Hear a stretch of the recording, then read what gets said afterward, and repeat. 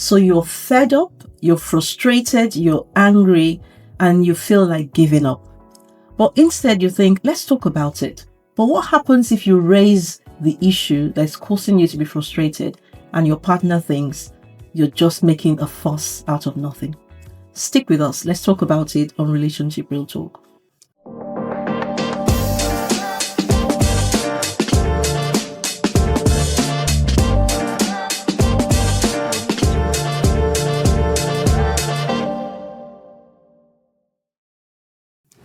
Hello and welcome to Relationship Real Talk.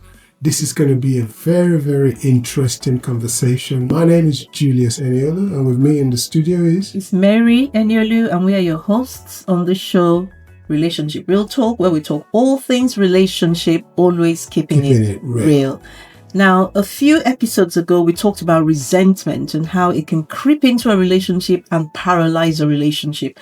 And we've had a few questions posed to us about that topic. So today we're going to be looking at those questions. And the first one is, what if I bring up my frustration and my partner dismisses me or says I'm overreacting? And I must say that happens a lot. I wonder why you said it the way you said it. That happens a lot. The guilty are afraid when no one is pursuing them. I wasn't even insinuating that you do it. I didn't say I'm afraid, neither do I feel guilty. But I think it happens to all of us.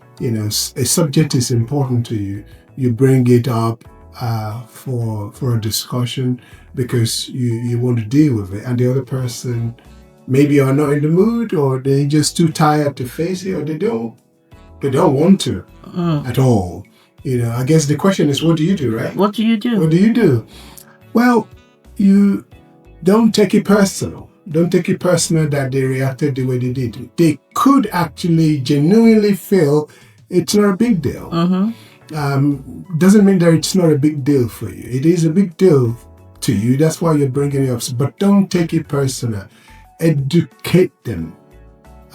How it hurts, why it hurts. Help them to see your side of the story, as opposed to, I knew that was exactly what you were going to do.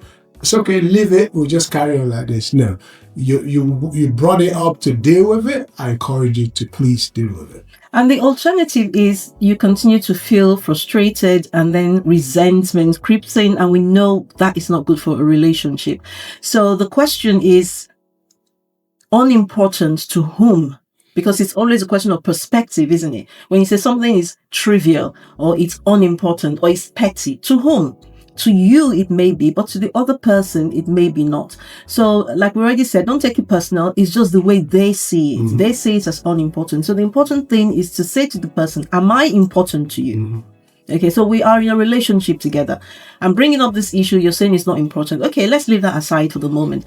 Am I important to you? Chances are they will say, of course you're very important. Okay, now this thing is important to me.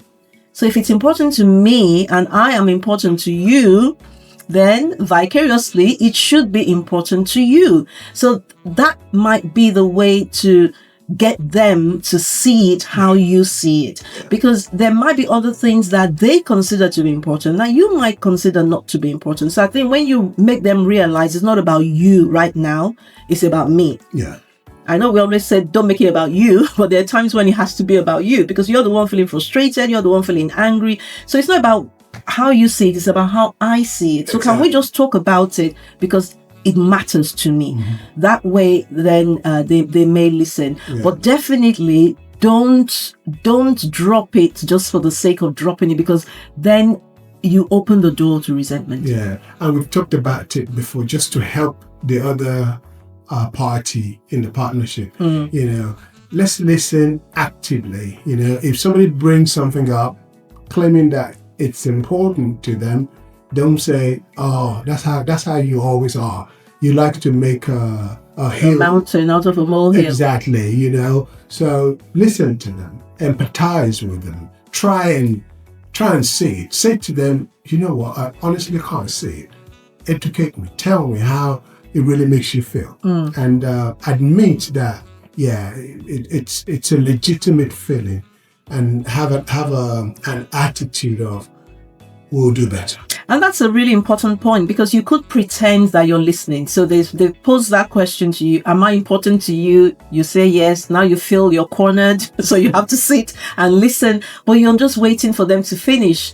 And then maybe for you to just say, okay, I'm sorry, without really listening to what they're saying and understanding their perspective. That's really important. If you just say you're sorry just for the sake of saying you're sorry to move on, it will repeat itself again. And then the person goes, oh, you always do it, even though you know it upsets me. So it's better to really actively listen to understand. I mean, a phrase I encourage my clients to use when I do coaching is to say, help me understand.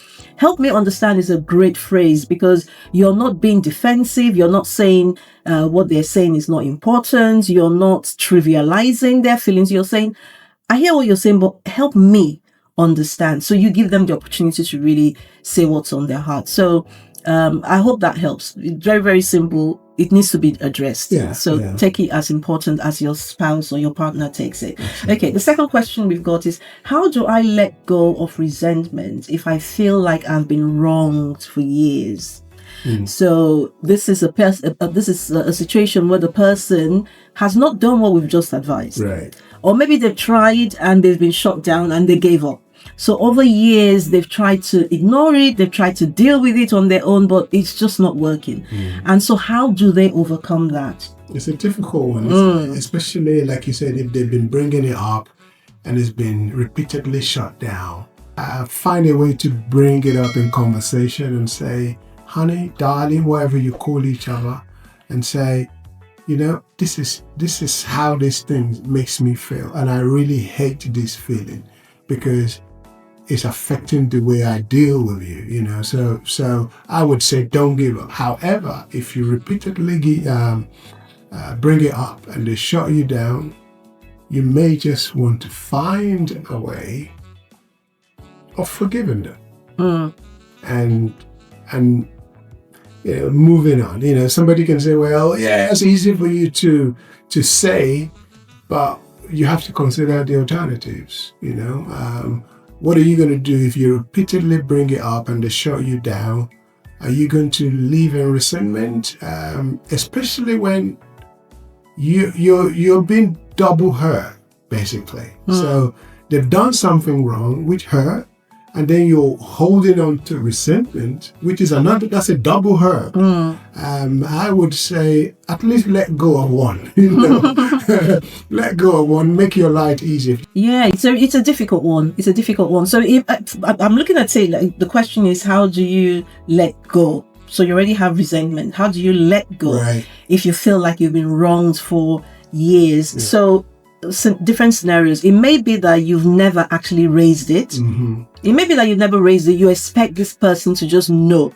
It's so blatant to you, it's so obvious to you, and you're wondering, why can't you just see that what you're doing is wrong? So if that's what the situation is, raise it. They clearly have not seen it if it's been going on for years. So that would be the first thing. It may be a different scenario. It may be that you have raised it and it's been ignored because the other person doesn't see the significance of it or doesn't see the importance of it. So the question is, do you keep raising it or do you let it go? I mean, in our book, and we wrote a book, 30 Ways to Divorce-Proof Your Marriage.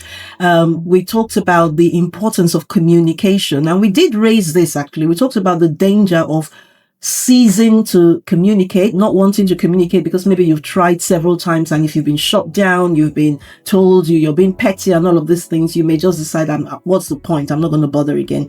And we did encourage in the book to not take that route, not take that attitude, to keep trying, finding different ways of bringing it up, different times. Because if it's been eating at you for years, chances are it really, really does matter to you.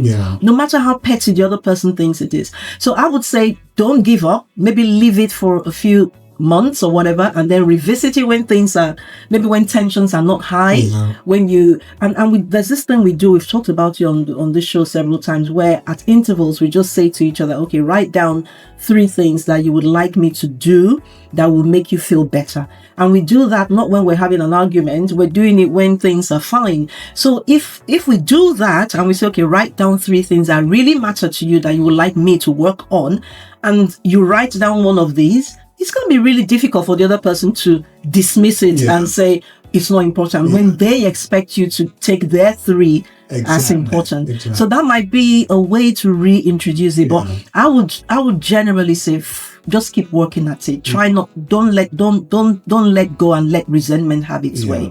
But the forgiveness you mentioned is really important, to find it in your heart to forgive the other person, so you can again move on and build the relationship. So that's the maybe I've said about 3 things now. But the 4th thing that came to my mind as well was sometimes we need to learn how to make peace with situations, depending on what it is.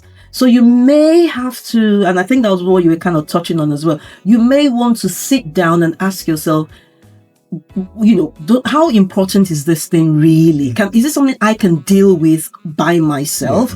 And just make peace with the fact that no matter how many times you ask them to take you dancing, they will not. Yeah. You might just have to make peace with that. We just have to find another hobby. You might just have to make peace with that. Honestly, I think there's a prayer. Was it Assisi? Somebody's prayer. Lord, help me. Give me the courage to change the things I can change. Yeah, I don't know. I can't remember. I can't remember who said it, but give me the courage to change the things I can change. The patience, maybe to deal with the things I can't change, and the wisdom to know the difference. That's a really good prayer. Sometimes we just need to know the things that we can't change and find a way to make peace with it without allowing unforgiveness and resentment in our hearts. So that's what I would say. The last thing you want to do is hold on to resentment, especially in relationship. Like when people outside of your core, like maybe you see somebody on the street and they put up the middle finger at you, it will hurt that minute, but you walk away from that situation and you forget it. But somebody who's close to the core, your husband, your brother, or somebody that means something to you, when it hurt you, it really hurt. But the last thing you want to do is hold on to resentment or to unforgiveness. Like I said, it's double jeopardy. Double whammy. And it's not just about partners, husband and wife or things. It could be siblings. It could be parent and child, whatever it is. As long as there's a relationship, because this is relationship real talk. As long as it's a relationship that you want to remain healthy, you can't afford to hold on to resentments. Now, we want to hear from you. If you have a question or you have a comment on something we have said, please let us know. We want to hear your views, your thoughts on these. And do like the video, share it, let somebody else get the benefit of this video as well. Now, we just want to say thank you to everyone that's subscribed. We really appreciate it. If you have not yet hit that button, hit that subscribe button now so you can be notified when new episodes drop. So something I was going to add to that is, again, for the other party, this is how I've reasoned it out. If somebody say, you've wronged me, you make me feel bad, I choose to see it this way, like my relationship with this person must be important. That they don't want anything to damage our relationship. So the fact that they're bringing it up means that you are important and your relationship is important to them. So that will help you hear them properly. Like, this person is just not trying to prove a point. They're trying to protect a relationship. Yeah. So instead of trivializing it, actually say it's because the relationship is important to them. That's why they're raising it. Absolutely. So they don't want the tiniest thing to damage, want to affect the relationship. No, that's good. So 2 more questions we're going to look at on this issue of resentment and avoiding it. So the next question says, is it possible to rebuild intimacy after resentment has already taken root? Is it possible? So I guess this is particularly between husband and wife. Anything is possible. As we say, because we're men of faith, we're people of faith, we believe all things are possible. Dead bones can live again. A dead relationship can be resurrected. Yes. Lost things can be regained. It would require work from both sides of the aisle. But it's possible. The fact there is dead doesn't mean it's dead. If you know what I mean. Yeah. The fact Doesn't mean it's dead forever. Exactly. It can rise again. Exactly. The fact that it feels dead, it appears dead. All it needs is somebody to give it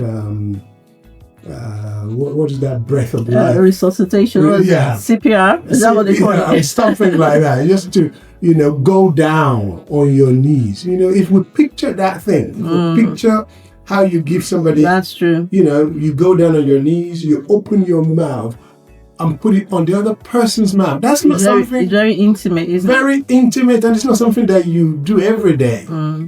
So if we picture that you lower yourself, you bring yourself down, and you are ready to identify that you could be wrong.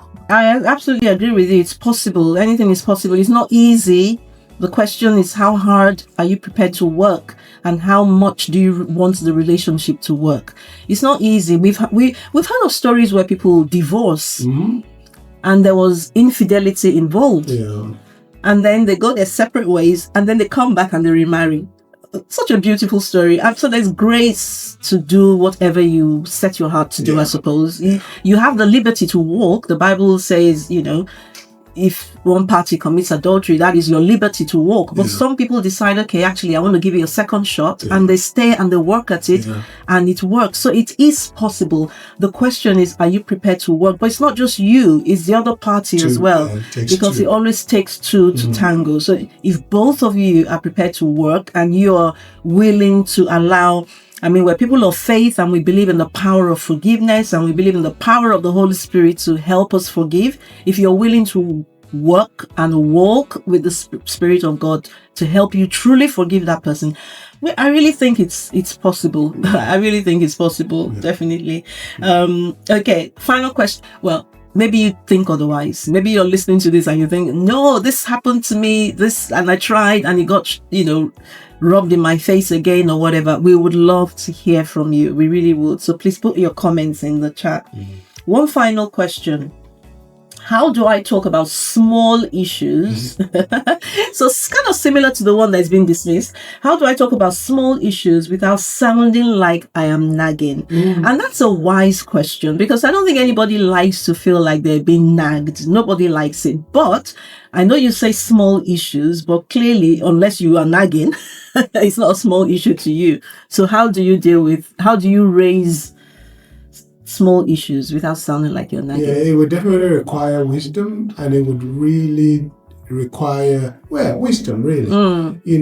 Knowing when and how to bring it up without becoming like a dripping tap. Yes, it's very tiny, very trivial, but it's repetitive enough that it becomes a bother. So wisdom is required on how and when you present it. Yeah. We talk about small issues. Again, what's small? Very often when people go to the extreme of ending a relationship and they tell you the reasons, you often look at it and think, Is that it? But it's small issues that mount up over time, over several years, that brings them to that place. So please don't think any issue is so small if it's truly bothering you. That's the first thing I would say. But like you say, wisdom is really, really required. So this just came to me. Solomon is said to be the wisest man that ever lived. And I remember the story of Solomon. These two women came to him and said, "This child is my child." And the other person said, "No, it's my child." And Solomon said, "Okay, let's split the child." And the woman who said, "No, please, let's not split the child," Solomon knew that has to be the mother. And that's a really powerful story. So I think telling stories, there's another story of again in the Bible where this prophet came to the king and said, "King, this is what a man has done. He had hundreds or thousands of sheep, and he decided he wanted to entertain his guests, and he went to take the only sheep that another man had. What should be done to that man?" The king was like, "What a wicked man. That is a horrible man. He needs to be dealt with." And the prophet said, "King, you're the man." You're the man. So I think telling stories is a good way of addressing things that could be difficult to address. So you could just tell a story. "Honey, I want to tell you the story. There's this woman who spends the whole day tidying up the house. waiting for her husband to come in to see how much work she had put in to tidy up the bedroom, empty out the closet. And then she went into the kitchen. The husband came in, and the first thing he did was to put his shoe on the bed. One shoe on the bed. Shoe on the bed. Where do you find such stories? No, I don't know. Some men are funny. Put one shoe on the bed and the other one on the pillow. When she comes into that room, how do you think the woman will feel? I bet you anybody you tell that story to, of course she will be upset. But honey, that's what you do. Honey, that's what you do. I spend the whole day tidying up the house, and you come in and you leave your shoes in the living room. Come on, the shoes are meant to be in the closet. That is a wise way of dealing with a petty The thing. next time you start your story, you will go, where's this going now? But at least it won't be, honey, why did you put your shoes there? And all of this that could get him defensive and get him angry. So I think storytelling is a powerful way of dealing with things like that. Wisdom, whatever wise thing, like we repeatedly say with people of faith, ask the Holy Spirit to help you. How you present this to avoid it becoming a big issue, because life hinges on small things. Yeah. Small things make big things move. Yeah. And if you don't take care of small things, big things are going to suffer. Absolutely. But the other thing I would say as well is give it time. Give it time. I use that shoe analogy because that's something that we I never put my shoe on the bed, so I don't know why you're pointing at me. not on the bed, but in the living room. Yeah. Shoes should not be left in the living room. And so sometimes we'll have a conversation. I'll be like, okay, honey, but honestly, why am I saying this? Why do you think I'm saying this? Is it not just so our house can look nice? And you'll go, yeah, and then you'll remember for maybe a day or two, and then goes back to living in the living room again. So be patient is the point I was going to make, because when you raise, it might be a habit. It might just be a habit. They leave their shoe the first place they come to, which is the living room. So it might be a habit. So when you've raised it, give them time to adjust, because when you say the day one, day two, they do it, you say it again. That's when it now becomes like it's nagging. So sometimes ignore it, and then other times raise it and say, okay, for the last 3 days, you've been leaving your shoe in the living room again. I haven't said anything. I've been putting it away, but can we please not do that, right? Yeah. So that's what I would say. Maybe you have a better technique that you could share with us and the viewers. Please put it in the comments. We would love to hear from you. Absolutely. But we are going to call it a day there. We hope those short nuggets have been helpful to you. Resentment is not something you want to allow to fester in your relationship. Yeah. So however you need to deal with whatever might be causing the resentment, please deal with it. Nip it in the bud, uproot it from the root. Just deal with it. Is what I would say. Thank you very much for being part of this conversation. We really, really enjoy having your company. Without you being here, the conversation would not have been the same. If you haven't subscribed or liked the video, please go ahead. And don't forget about our book that we talked about. The details will be on the screen. You can get it where good books are sold, anywhere in the world. Thank you once again. This has been Julius and Mary, your Relationship Real Talk hosts. We love talking all things relationship, and we always keep it real. See you next time. See ya.